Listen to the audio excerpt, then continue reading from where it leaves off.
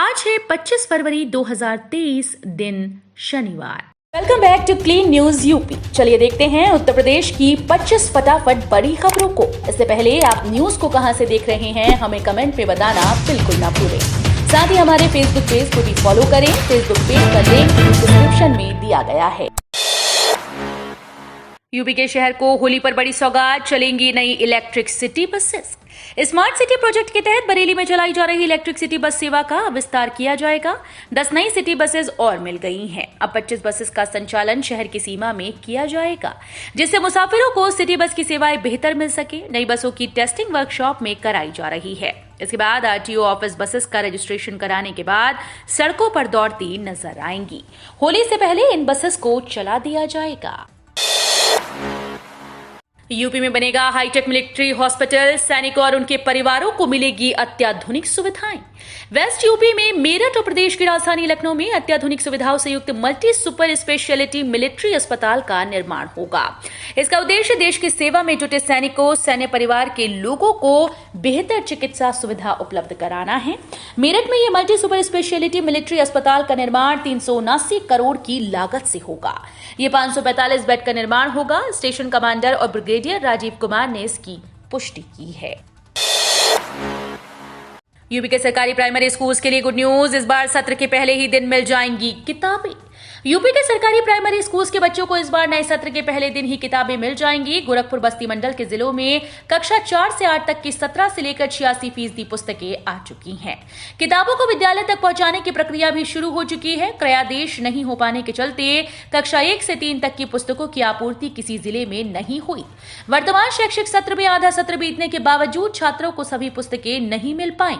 इससे सबक लेते हुए बेसिक शिक्षा परिषद ने इस बार विशेष तैयारी की है। यूपी में किसानों को सीएम योगी का खास तोहफा। चुनाव के इस वादे पर लगाई मुहर। उत्तर प्रदेश विधानसभा में बुधवार को बजट पेश किया गया था। योगी आदित्यनाथ सरकार के वित्त मंत्री सुरेश खन्ना ने सत्र के दौरान बजट भाषण पढ़ा। इस बजट पेश होने के बाद सीएम योगी ने कहा कि हमने बजट में अपने संकल्प पत्र के 132 वादों में से 110 वादे पूरे कर दिए हैं। बजट पेश में किसानों के लिए भी बड़ा तोहफा दिया गया। इसका ऐलान सीएम योगी ने अपनी प्रेस कॉन्फ्रेंस के दौरान किया।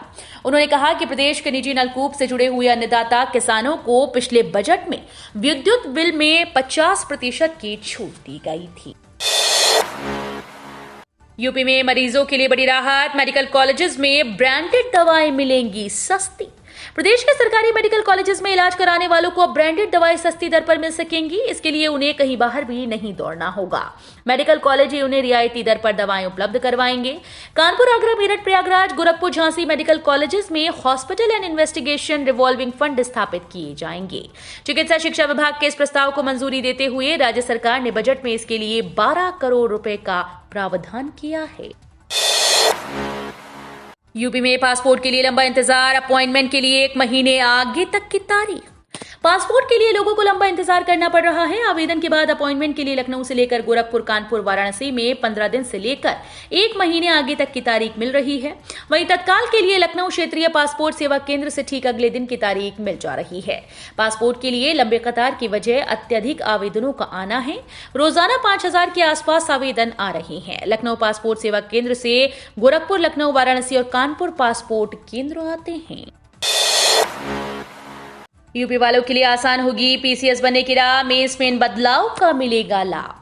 उत्तर प्रदेश सरकार ने पीसीएस मेंस परीक्षा से वैकल्पिक विषय की अनिवार्यता को समाप्त कर दिया है। इसके स्थान पर उत्तर प्रदेश से जुड़े हुए सामान्य ज्ञान के 2 प्रश्न पत्र जोड़े गए। विशेषज्ञों का मानना है कि इस बदलाव से प्रदेश के प्रतियोगी छात्रों की पीसीएस अफसर बनने की राह पहले की तुलना में आसान होगी। ऐसा इसलिए क्योंकि यूपी आधारित 2 नए प्रश्न पत्र होने के बाद अब संघ लोक सेवा आयोग की सिविल सेवा परीक्षा यानी आईएएस देने वाले अभ्यर्थियों की संख्या में कमी होने का अनुमान है। प्रॉपर्टी की सुरक्षा को लेकर अब चिंता नहीं। गांव-गांव में दी जाएगी घरौनी। जून तक पूरा होगा ये काम। उत्तर प्रदेश के बचे हुए गांव के लोगों को घरौनी देने के लिए जून 2023 तक ड्रोन सर्वे का काम राजस्व परिषद पूरा कर लेगा। इस संबंध में अधिकारियों को जरूरी निर्देश दे दिए गए हैं।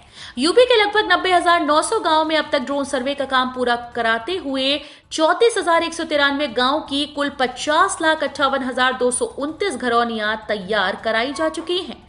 इनमें 25 जून 2022 तक 34,69,879 घरौनियों को बांटा जा चुका है। यूपी में उद्यमी मित्र बनने का मौका, 50 नंबर का वेटेज भी देगी योगी सरकार। उत्तर प्रदेश में निवेशकों की समस्याओं के निस्तारण और उनकी हर तरह से मदद करने के लिए योगी सरकार ने इसके लिए उद्यमी मित्र नियुक्त करने की योजना बनाई।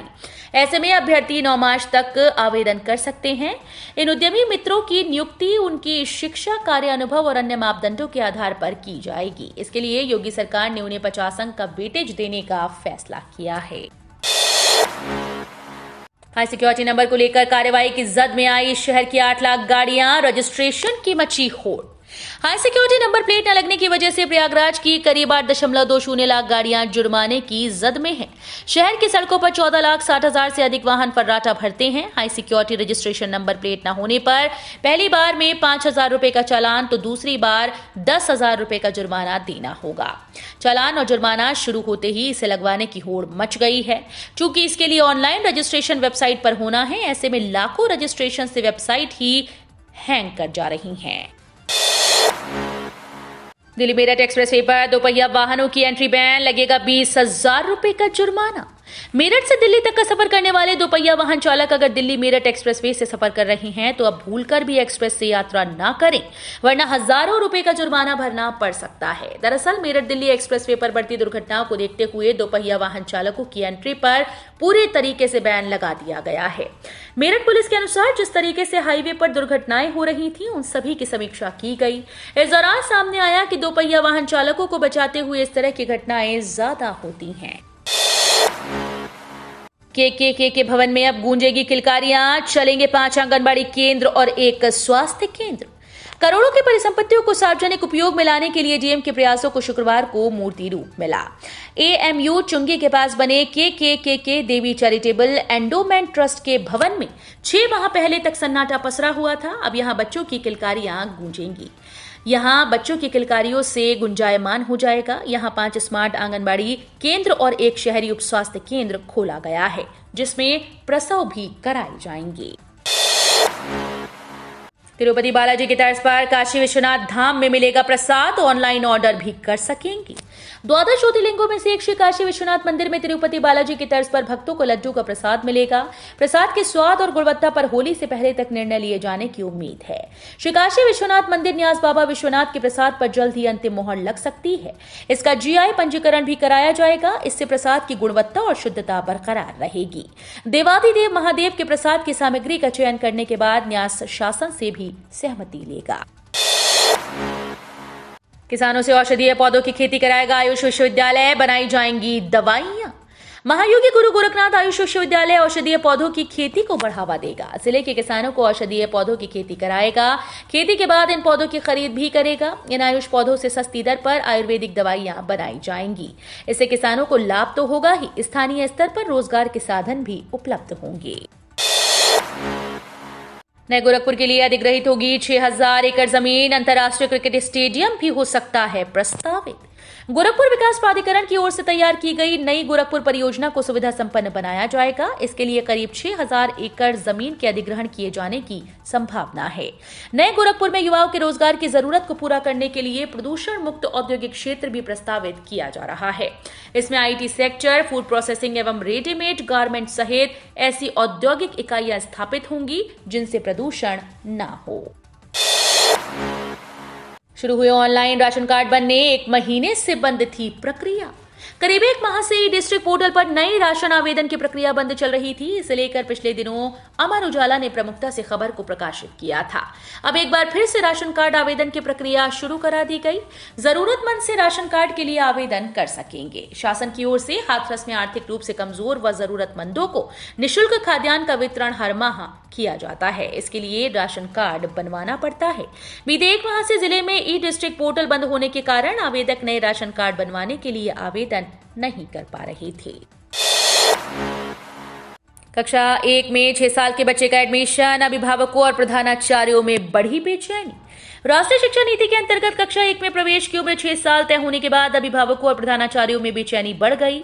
एक तरफ उनका मानना है कि 6 साल की उम्र में कक्षा 1 में प्रवेश देना अच्छी बात है, लेकिन दूसरी तरफ परेशानी इस बात से है कि अगर बच्चे की उम्र 6 साल पूरा होने में 2-3 महीने बाकी हैं तो उन बच्चों को प्रवेश मिलेगा या नहीं, जबकि वो नर्सरी, एलकेजी, यूकेजी में पढ़ रहे हैं।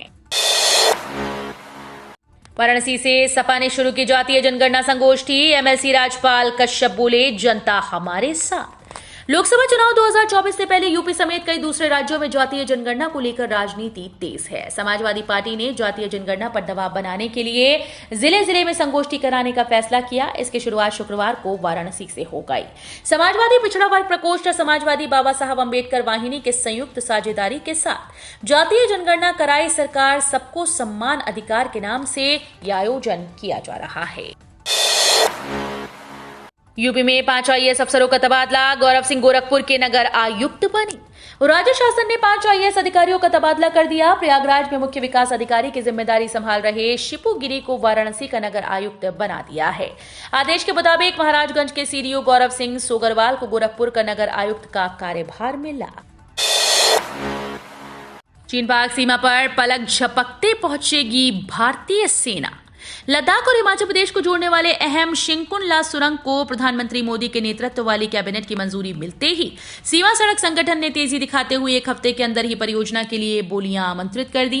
बीआरओ का कहना है कि 1504 करोड़ लागत वाली इस परियोजना को पूरा करने के लिए 4 साल की समय सीमा तय की गई है।